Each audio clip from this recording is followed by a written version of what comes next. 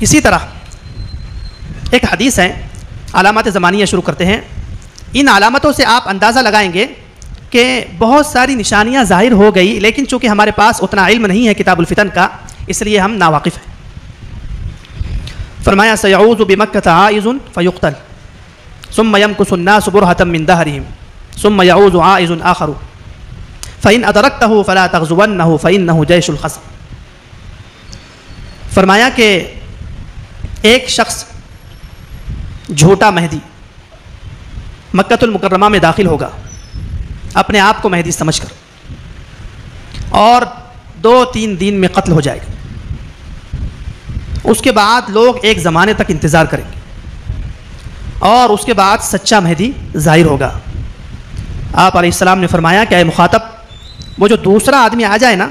تو کبھی اس کی مخالفت مت کرنا، اس لیے کہ اس کے خلاف جو لشکر آئے گا وہ زندہ زمین میں دھسا دیا جائے گا۔ تو یہ جو حدیث ہے، اس حدیث کا من وعن واقعہ ہو چکا ہے 1979 میں 1979 1979 میں ایک شخص تھا جس کا نام تھا جوہیمان، اس کے سالے کا نام تھا محمد بن عبداللہ۔ نحمدہ ونصلی علی رسولہ الکریم۔ یہ ایک صاحب ہے مفتی اویس خان قاسمی، ان کی ویڈیو ڈلی ہوئی ہے اذان حق چینل پر یوٹیوب پر،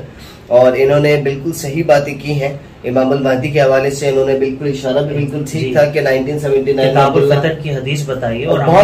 مجھے بہت اچھا لگا۔ انہوں نے کتاب الفتن کی حدیث کو کوٹ کیا جو کہ ضعیف ترین روایت بھی ہے، لیکن ہمیں کہیں نہ کہیں کچھ نہ کچھ اتھینٹک اشارے وہاں سے مل جاتے ہیں، اور یہ بات بالکل ٹھیک ہے ان کی کہ عبداللہ کہانی نے دعویٰ کیا اور پھر تھوڑا ہی عرصے میں مار دیا گیا، جہنم حاصل کر دیا گیا۔ اور اس حدیث میں کہ اس کے بعد جو آئے گا لوگ انتظار وہ اصل امام۔ اور اب میں آپ کو ایک گڈ نیوز دیتا چلوں کہ ایک شخص ہے ہمارے پاکستان میں ہے، لاہور کے رہائشی ہیں، سید محمد قاسم بن عبد الکریم ان کا نام ہے۔ وہ خود تو بظاہر امام المہدی ہونے کا دعویٰ نہیں کر رہے، لیکن پوری دنیا سے لوگوں کو خوابوں میں بتایا گیا ہے کہ وہی ایک شخص ہے جو امام المہدی کے منصب پر فائز ہوں گے۔ اور میں آپ کو بتاتا چلوں احادیث مبارکہ میں اگر دیکھا جائے ساری نشانیاں امام المہدی کی ان کے اندر پوری واضح ہیں۔ 800 سے زائد دفعہ وہ اللہ پاک سے پردے کے پیچھے سے خوابوں میں ہم کلام کر چکے ہیں، اور نبی اکرم صلی اللہ علیہ وسلم کی زیارت انہیں 500 سے زیادہ دفعہ اللہ پاک نے کروائی ہے۔ اور میں ایڈ کرتا چلوں کہ جن لوگوں کو ساری دنیا سے خواب آئے اس میں لوگوں کو نبی علیہ السلام کی زیارت بھی ہو، اور یہ کوئی گنتی کے چند لوگ نہیں ہیں، یہ تو سینکڑوں میں جا رہے ہیں لوگ، اور ہر روز لوگ کو ایسے ایکسپیرینسز ہو رہے ہیں، خاص طور پر جو اس معاملے میں استخارہ کر رہے ہیں ان کو یہ ساری چیزیں ان کے سامنے حقائق کر دیے جاتے ہیں۔ دنیا کے کونوں کونوں سے الگ الگ رنگ و نسل کے لوگ جو آج تک قاسم بھائی سے ملے بھی نہیں ہیں، اور کہنے کا مقصد یہ ہے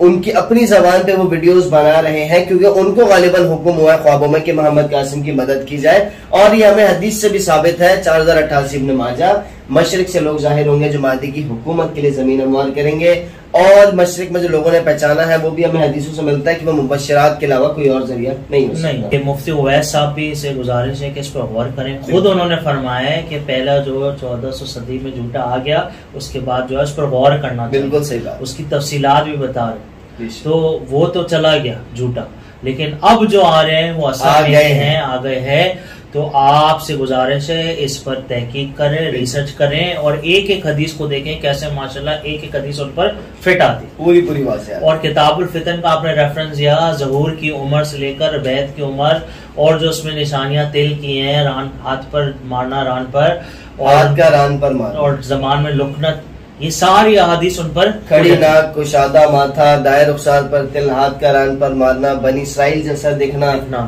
اور نبی اکرم صلی اللہ علیہ وسلم کی اولاد میں سے ہونا، ساری نشانیاں ان پر واضح ہے، لیکن وہ دعویٰ نہیں کر رہے ہیں۔ یہ بھی نشانی، یہ بھی نشانی۔ آخر میں دعا فرما لے الفاظ، بس اللہ سبحانہ تعالی ہم سب کو حق دکھا، اس کی اتباع کرنے کی توفیق عطا فرمائے، وآخر دعوانا الحمدللہ رب العالمین۔